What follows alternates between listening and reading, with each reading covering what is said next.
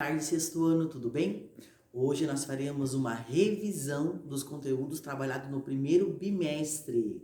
Então, vocês vão para o livro 1 e a gente vai recordar os conteúdos trabalhados nesse bimestre. Vamos lá, então?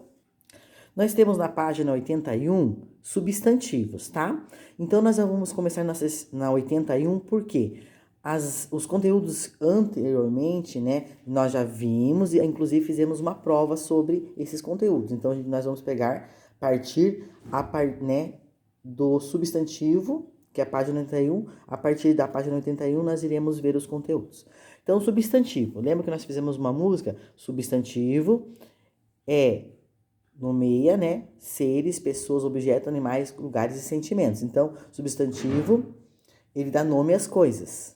Então, tudo que nós temos nesse mundo é um substantivo, ok? Então, ele dá nome a lugares, às pessoas, às coisas. Você precisa. Então, não existe nada nesse mundo que não tenha um nome. Então, nesse caso, nós chamamos de substantivo. É a palavra que dá nome aos seres, pessoas, objetos, animais, lugares e sentimentos. Vamos conhecer um pouquinho a classificação dos substantivos.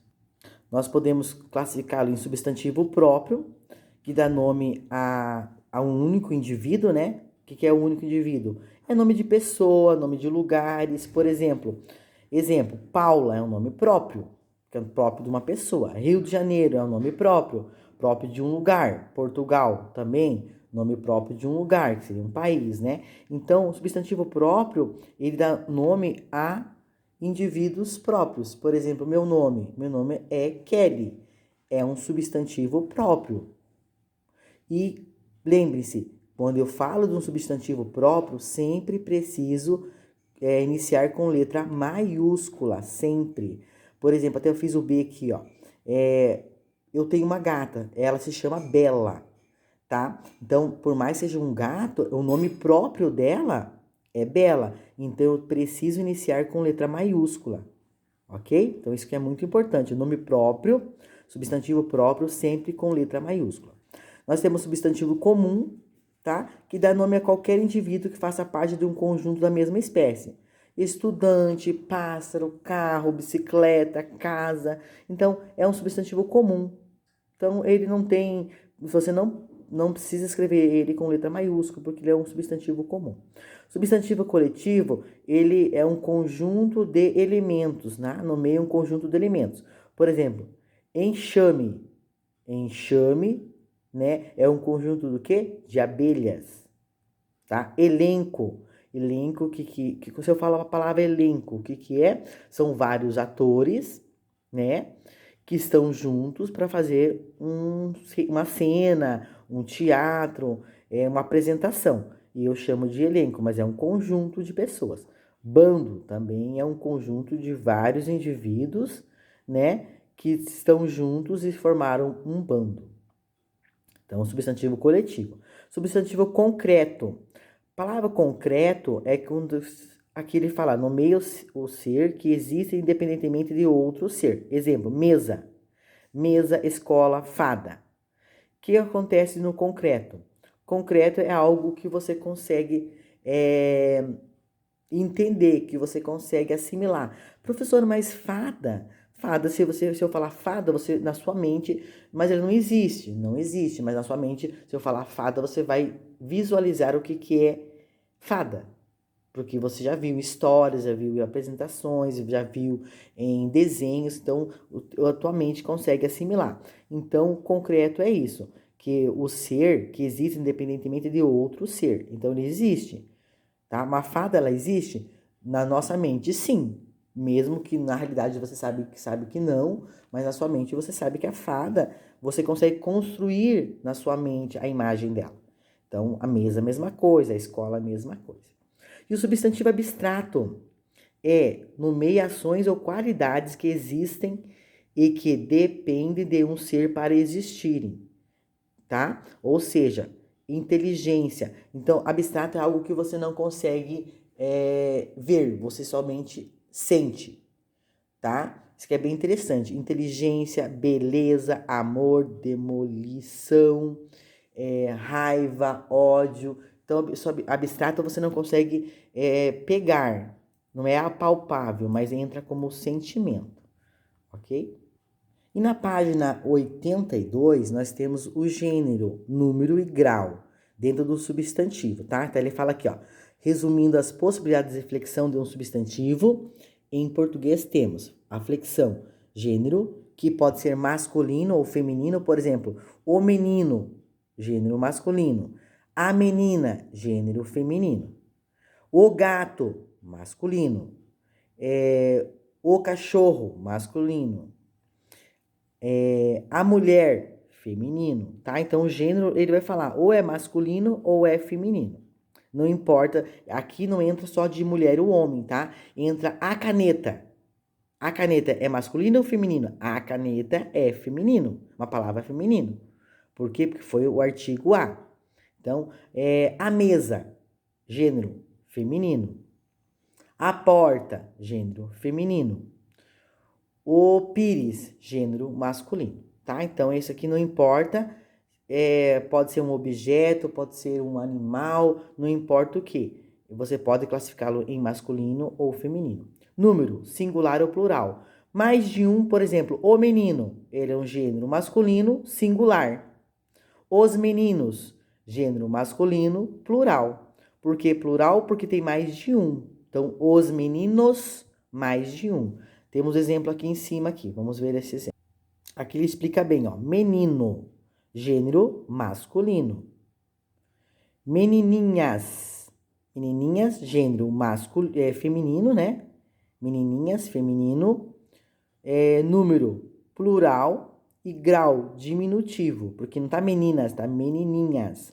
Vamos ver agora a seguir. Mas aqui você consegue classificar bem essas três classificações, né, as flexões do substantivo. Como eu falei anteriormente, né, grau, diminutivo ou aumentativo, né? Então, grau, por exemplo, nós vimos ali, menininha, grau diminutivo, né? Ela é menininhas, menininhas. Vamos lá ver novamente. Aqui, menininhas. Então, gênero feminino, número plural, porque tem mais de um, e o grau, qual grau? Diminutivo, porque eu falei menininhas, eu diminuí, então diminutivo. Na página 88, nós temos denotação e conotação. Então, denotação e conotação.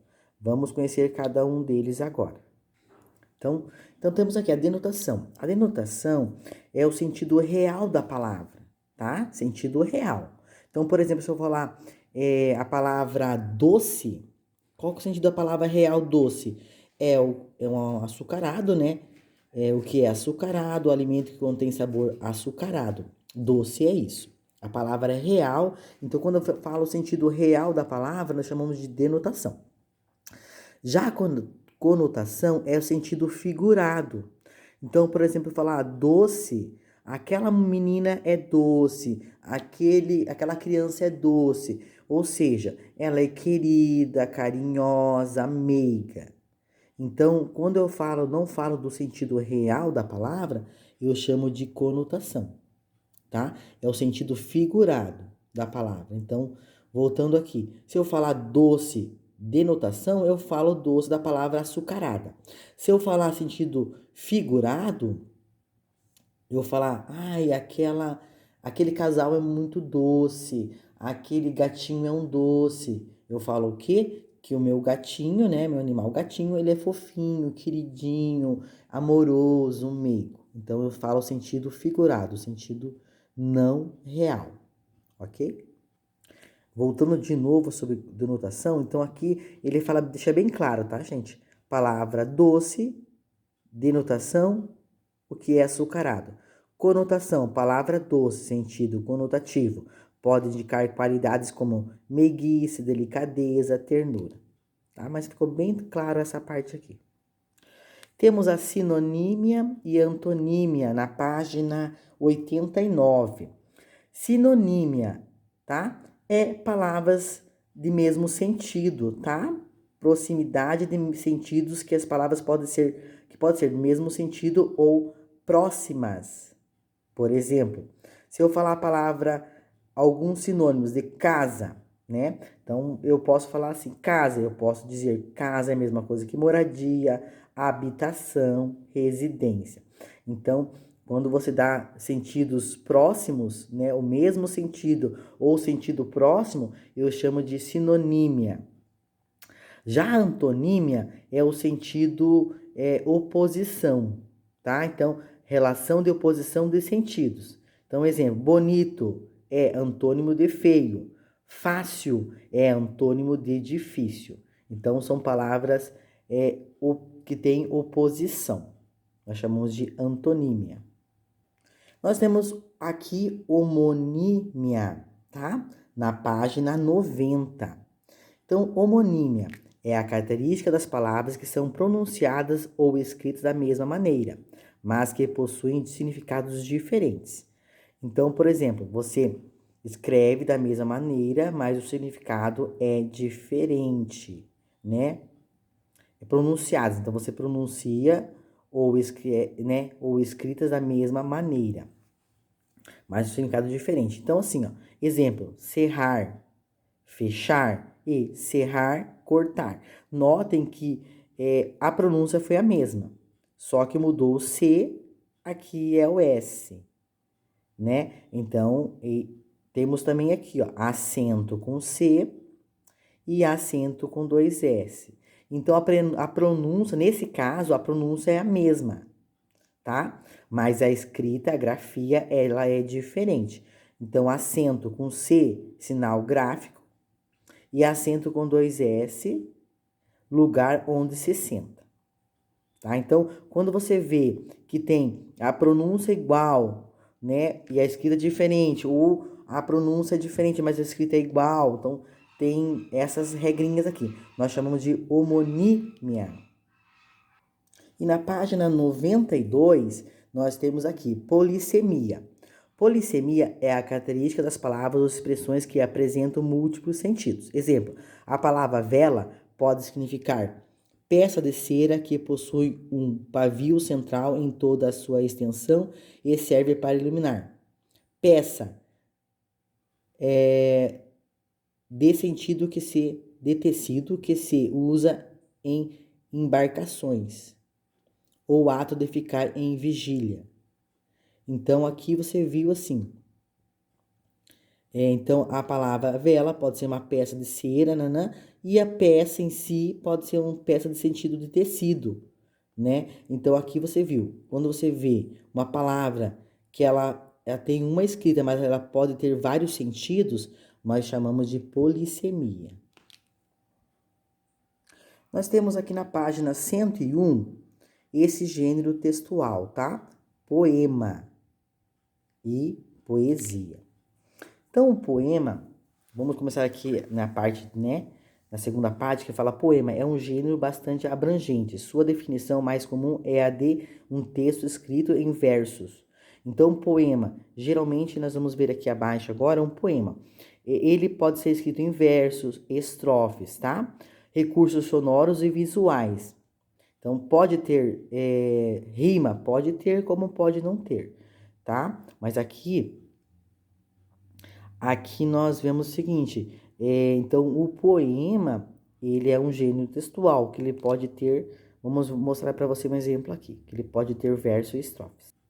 Esse aqui é um poema, notem que ele tem versos, 1, 2, 3, 4 versos, transformado em estrofe, né? Então, ele dividiu em versos e estrofes.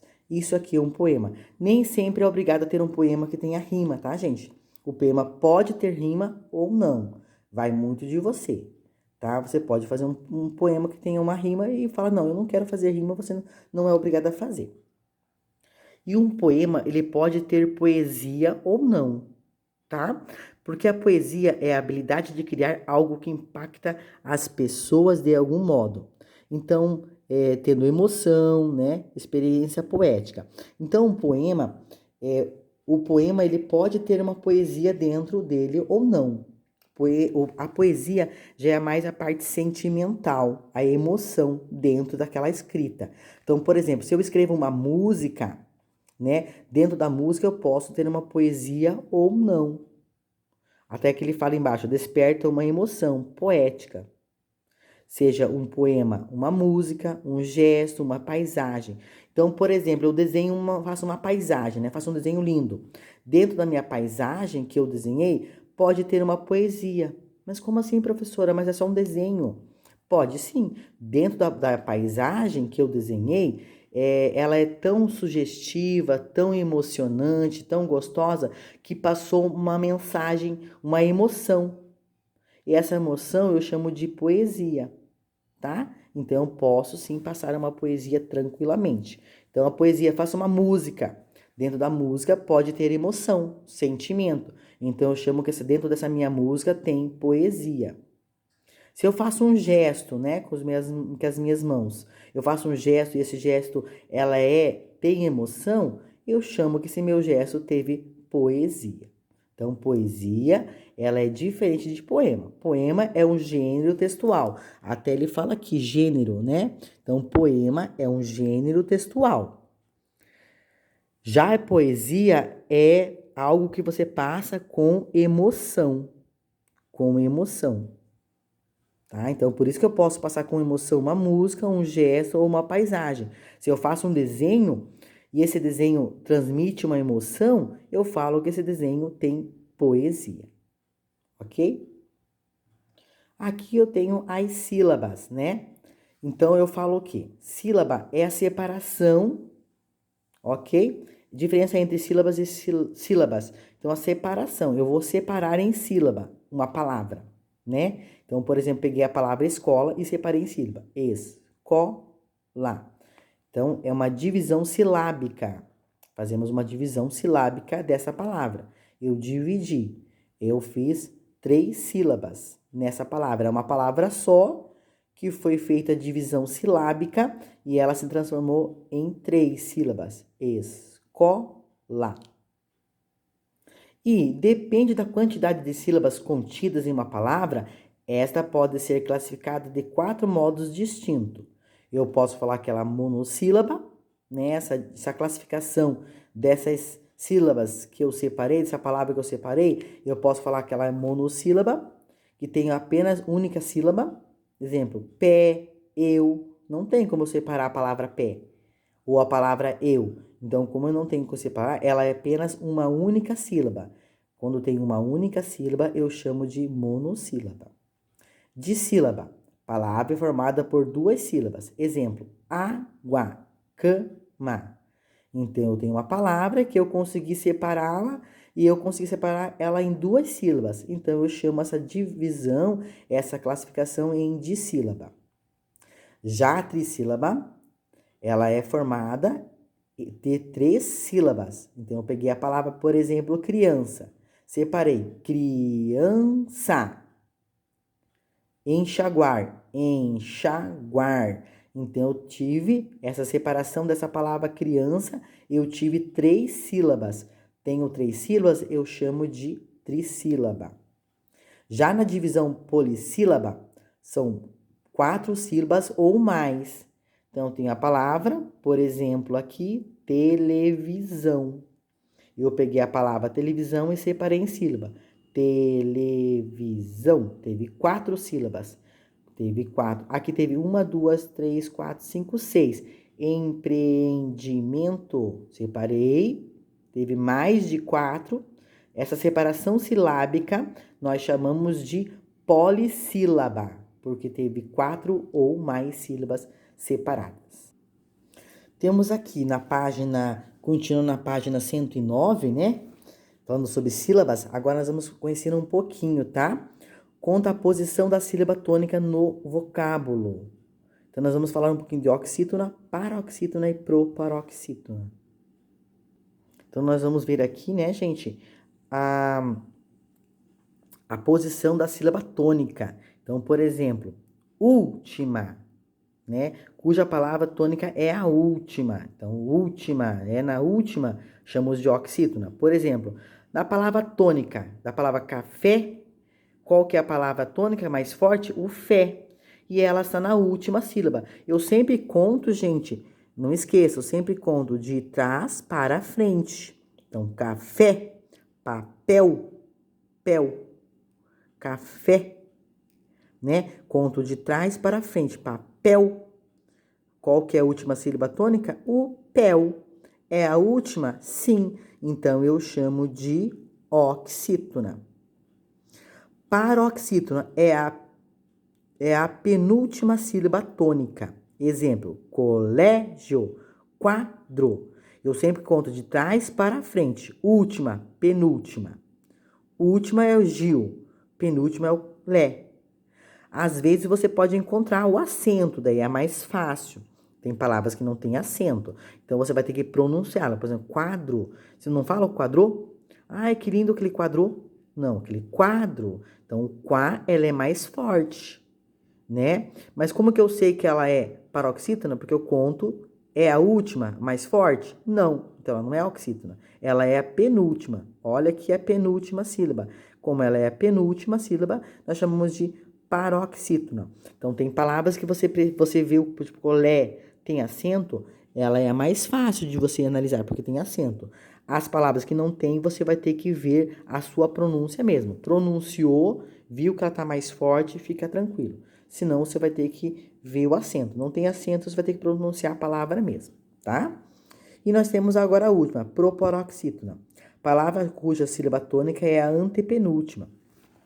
E o legal da proparoxítona é que todas elas são acentuadas, tá? Todas as proparoxítonas são acentuadas. Então, trânsito, o tran é acentuado, né? Se eu for separar, ficaria como trânsito. Transito. Transito. Então, última sílaba, penúltima e antepenúltima. Então, eu separei em 3 aqui, né? Transito. O trans é a penúltima sílaba. Então, ela é o quê? Proparoxítona. Gente, então é essa a nossa revisão, tá? Eu estou postando para vocês. Estou à disposição. Se vocês tiverem alguma dúvida, vocês podem me perguntar. E a gente vai conversando, tá bom, gente? Então, bons estudos e até a próxima aula.